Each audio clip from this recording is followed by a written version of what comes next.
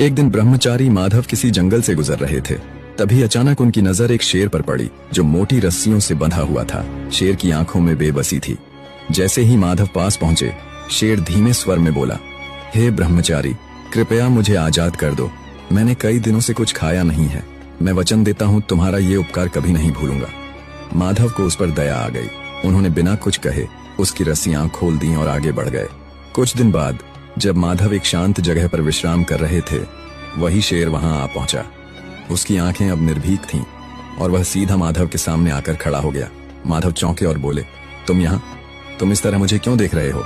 शेर बोला, मेरी प्रकृति है शिकार करना और इस समय तुम सबसे आसान शिकार हो। माधव ने आश्चर्य से कहा, मैंने तुम्हें मुक्त किया, जीवन दिया और अब तुम मुझे ही खाना चाहते हो? शेर बोला, कृपा और कर्तव्य अलग चीजें हैं, जंगल का नियम अलग है। माधव ने कहा, फैसला किसी तीसरे से होना चाहिए। थोड़ी दूर जाने पर उन्हें एक तोता मिला जो एक पेड़ की डाल पर बैठा था। उन्होंने पूरी बात तोते को सुनाई।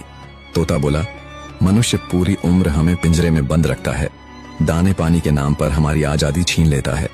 जब मन भर जाता है तो पिंजरा किसी और को दे देता है। मैं शेर का पक्ष लूंगा। माधव चुपचाप आगे बढ़े। कुछ दूरी पर उन्हें नारद मुनि मिल गए। उन्होंने पूरे घटनाक्रम को विस्तार से सुनाया। नारद मुनि शांत भाव से बोले, मैं तब फैसला करूंगा जब तुम पूरी घटना को दोबारा वैसा ही करके दिखाओ जैसे हुई थी। माधव ने बिना कुछ कहे शेर को दोबारा उसी तरह रस्सियों से बांध दिया जैसे वह पहले बंधा था। जब रस्सी कस चुकी थी, नारद मुनि मुस्कुराए और बोले, फैसला हो गया। नेकी हर जगह नहीं करनी चाहिए। जो आजाद होकर काटने लगे उसे फिर से बांध देना ही बुद्धिमानी है। दया करो, पर पहचान के साथ, क्योंकि हर जरूरतमंद भरोसेमंद नहीं होता।